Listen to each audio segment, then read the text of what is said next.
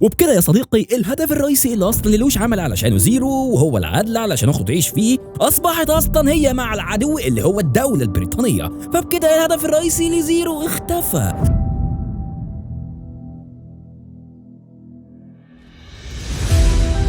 وعلى الناحية التانية نانالي اتعينت الحاكمة العامة للمنطقة 11 اللي هي اليابان، وقررت برضو قرار زي يوفيميا بان اليابان لازم تكون ليها منطقة ذاتية الحكم علشان يعم السلام. زيرو بيقابل بعديها سوزاكو كل واحد بقوته وقال له انه وافق على اقتراح نانالي انهم يعملوا منطقة حكم ذاتي لليابان. وبدأت المفاوضات مبدئيا بين زيرو وثلاثة من الفرسان ال12 اللي فيهم سوزاكو، واتفق معاهم انه يختفي كزيرو بعد ما يعفو عنه من كل الجرائم بتاعته. وبالفعل يا صديقي وافق على الشرط ده علشان يعم السلام البلاد، ويجي يوم مراسم الاعتراف بالحكم الذاتي لليابان وبيتم الحكم على زيرو بالنفي علنا. وفي نص الخطاب بيستولي زيرو من جديد على الشاشة، ودي كانت الإشارة ان كل الحاضرين من الجمهور يضربوا دخان في المكان كله وتبدأ الفوضى من جديد في المكان يا صديقي. لكن يا صديقي الخدعة هنا ان كله بيظهر بلبس زيرو، وهنا تحدث حركة ذكية فشخ تويستاية جميلة جدا بانه يكلم الجمهور بلبس زيرو ويقول لهم ان الحاكمة نانالي امرت بنفي زيرو وانتم يا شعب كلكم زيرو، فده قرار لنفيكم كلكم. ودي طريقة ذكية فشخ تخلي اليابانيين كلهم يقدروا يهربوا من اليابان في الحال يا صديقي من تحت الحكم البريطاني. وهنا القرار يعود لسوزاكو، هل يوقف المهزلة دي ويوقف هو شرارة بدء الإبادة من جديد زي اللي حصل أيام يوفيميا، ولا يوافق على المهزلة دي ويخلي مليون ياباني يهربوا بما فيهم زيرو ومجموعة الفرسان السود يختفوا، وبكده يا صديقي بيتم العفو عنهم ويعود السلام. وبالفعل يفعلها سوزاكو ويثق بعهد زيرو ويوافق على إخراج المليون ياباني ونفي زيرو كمان. توجه المليون شخص الياباني الهربانين دول إلى الصين بما فيهم زيرو، لكن بطبيعة الحال الهدوء ليس سمة هذا الأنمي. بيقوم واحد من النبلاء البريطانيين بطلب الزواج من وريثة العرش الصيني، وهنا الزواج ده معناه الاتحاد، وكان المفروض ان زيرو هو اللي يتجوز الوريثة دي علشان يتم الاتحاد بين اليابان والصين. يوصل زيرو الى حفل الزواج بدخول رايق بيسبب حرائق يا صديقي كالمعتاد، واول واحد يقابله هو الامير شنايزل، وزيرو قال له تعال نلعب جيم شطرنج كعادة زيرو يعني، ولو زيرو كسب هيتم تسليم اللورد كوروروجي ولو خسر هيقلع القناع. وبالفعل يا صديقي بدأوا في جيم الشطرنج، لكن بيظهر الامير الصيني شن على الاعتراض على الزواج ده يا صديقي، ومن هنا تبدأ الفوضى من جديد، ويكون هو العاشق السري للوريثة الشرعية اللي المفروض هتتجوز اللورد البريطاني. وفجأة يا صديقي بيظهر زيرو ورا الوريثة وبيهدد الكل بانه هيقتلها، بيخطف الوريثة تنشي وبيهرب بيها، لكن بتحصل حاجة ممكن تبوظ كل حاجة مخططها زيرو، ألا وهي ظهور شين الأمير الصيني بروبوت صيني جامد جدا. وطبعا بيطالب زيرو بإعادة الوريثة، لكن بتقف له كارين بالروبوت بتاعها وبيبدأ القتال بينهم. قوة الروبوت بتاع الأمير الصيني قوية جدا وبتقترب لقوة الروبوت بتاع كارين المعدل، ومن الممكن انه لو فاز يبوظ كل خطط زيرو يا صديقي. وبالفعل روبوت الامير الصيني يتفوق على كارين، ويزيد الطين بله ان القوات الصينيه كمان وصلت بالدعم من الامير الصيني يا صديقي، وبكده كارين اصبحت اسيره عند الصينيين. لكن هنا يقرر زيرو انه ينقذ كارين وانه يبدا يحارب الجيش الصيني، لكن للاسف الامير الصيني كان اكثر معرفه من زيرو في امر بلاده وارضها، وده ادى افضليه للامير الصيني بانه يحاصر زيرو اكثر واكثر، وبيفضل الحصار يضيق على بطلنا زيرو. لا وكمان ظهرت الثلاث فرسان المستديره ال12 واللي فيهم سوزاكو يا صديقي. بس الحاجه غريبه هنا وهي ان القاده الصينيين بينقلبوا على الطبقه الحاكمه وعلى الامير شين، وبيبدا قصفه هو كمان من الجيش الصيني. بل وكمان يا صديقي بيدخل واحد من الفرسان المستديرين بالقتال ضد الامير شين وبيضحي بنفسه الامير العاشق شين مقابل انقاذ الوريثه. وهنا يا صديقي بيظهر زيرو محقق العداله وينقذ العاشقين وبيحميهم بنفسه. وبالفعل يا صديقي روبوت زيرو بيكون اقوى من الكل وبيدمر كل الجيش الصيني لوحده.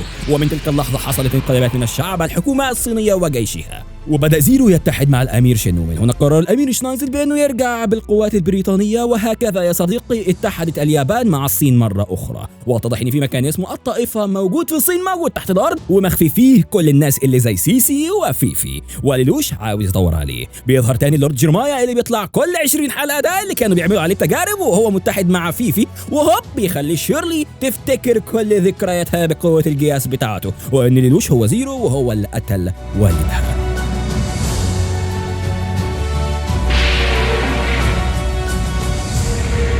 It's Lelouch.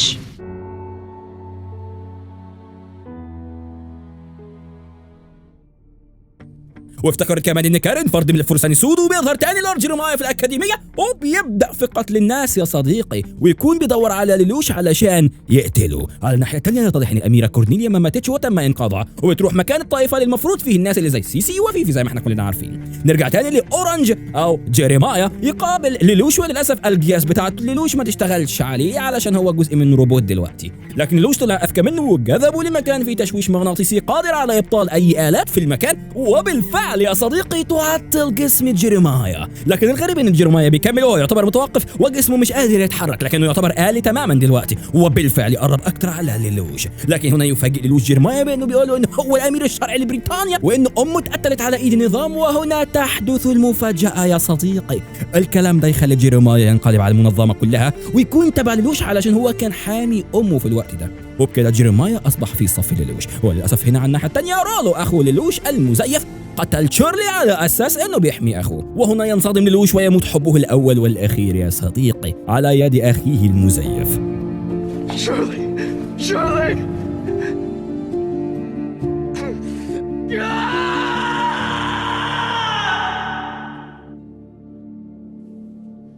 بيلحقها سوزاكو في المنشأة الطبية بتاعة الإمبراطور وبيحاول ينقذها، لكن في نفس الوقت بيعلنوا موتها وبيدفنوا تابوت فاضي قدام الناس. بعد كده بيتصل ليلوش بفيفي وبيبدأ بسؤالها بكثير من الأسئلة، وإن هي اللي خطفت نانالي أصلا أخته، وهي اللي خلت الإمبراطور يمحي ذاكرة ليلوش ويحطهم في جزيرة لوحديهم. وفي وقت المكالمة دي كانت قوات زيرو يا صديقي بتهجم على مكان فيفي اللي خده من جيرمايا، واتضح إن المكان اللي فيفي فيه ده كان مكان كبير جدا بيقوموا فيه بالأبحاث على قوة الجاس. وبرضه عرفنا إن الأميرة كورنيليا اللي أنقذها هي قوة الجياس، وكانت عايشة في المكان اللي فيه فيفي ده. وبيبدأ القتال الحاد بين ليلوش والروبوت بتاعه وبين فيفي والروبوت بتاعها. وهنا يا صديقي يحدث العجب العجيب، يتحد كل من ليلوش وكورنيليا في الهجوم على فيفي، وبالفعل يا صديقي بيدمروا الروبوت بتاعها.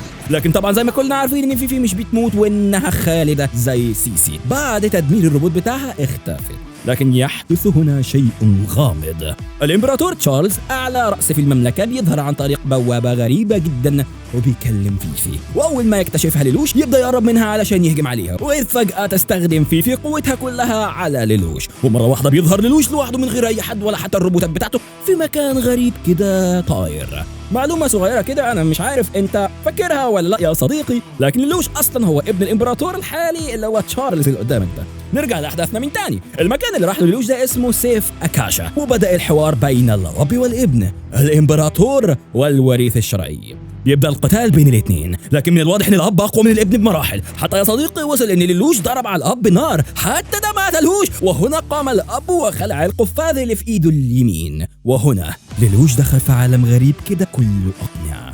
وهنا تقول سيسي لليلوش على امنيتها اللي كانت في العقد لكنها ما قالتلوش عليها لحد دلوقتي، وامنيتها هي الموت، وتطلب منه انه يقتلها علشان يكون نظير لتشارلز والده. وهنا يا صديقي بيرجعوا للمكان العادي ده، واتضح ان المكان الذهبي ده اللي كانوا فيه ما هو الا نظام لتعطيل الافكار. بدا ليلوش في تدمير المكان بالروبوت بتاعه، وحصل انفجار كبير جدا، ورجع هو وسيسي لمكان اللي كان فيه قدامها، لكن للاسف كانت سيسي فاقده لكل ذاكرتها. بيتم اسر الاميره كورنيليا على ايد جيرمايا التابع لليلوش. بيطلع ليلوش في لقاء صحفي هو والامير شن، وبيعلنوا اتحاد الصين واليابان في حرب اسمها حرب الاستقلال، والاتحاد بتاعها اسمه ميثاق اتحاد الامم، وهم يا صديقي مرحبين باي دوله تدخل فيه. على الناحيه الثانيه بقى عن سوزاكو بيقابل الفارس رقم 10 من ال 12 المستديرين السير برادلي. لا وكمان بيظهر الفارس الاول كمان اللورد والدستين.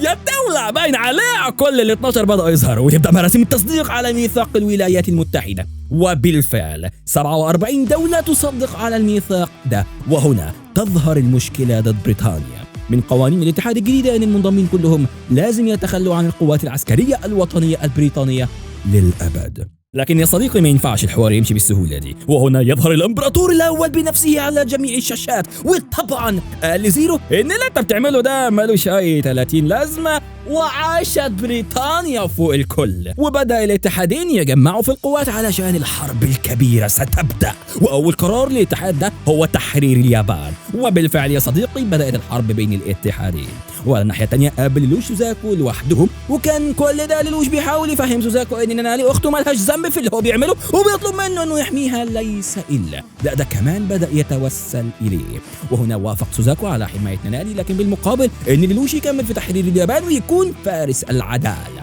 لكن هنا يا صديقي تحدث الفاجعة والمفاجأة. القوات البريطانية تبدأ بمحاصرة ليلوش. على الناحية الثانية بدأت المعركة بين الفارس الأول والأمير الصيني شين. وفي ناحية ليلوش استخدم قوات الجهاز بتاعته في الهروب من الحصار اللي هو كان فيه، واتجه لقيادة الحرب مع الأمير شين. وبالفعل يا صديقي أول حاجة عملها هو قطع طيارة عن العاصمة كلها، وبكده روبوتات العدو البريطاني مش هتشتغل. وبدأ تودو على الناحية الثانية يبدأ سلسلة الهجوم على العاصمة طوكيو.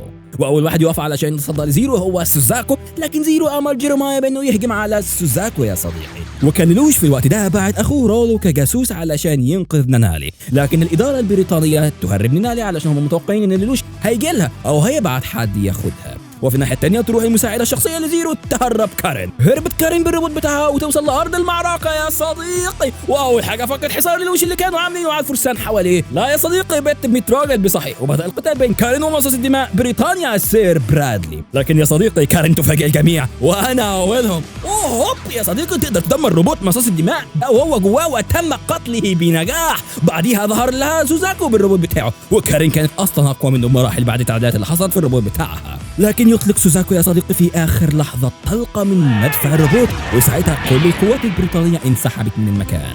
واتضح ان السلاح ده اسمه سلاح فليجا، وده يعتبر زي قنبلة نووية ضربت في المكان.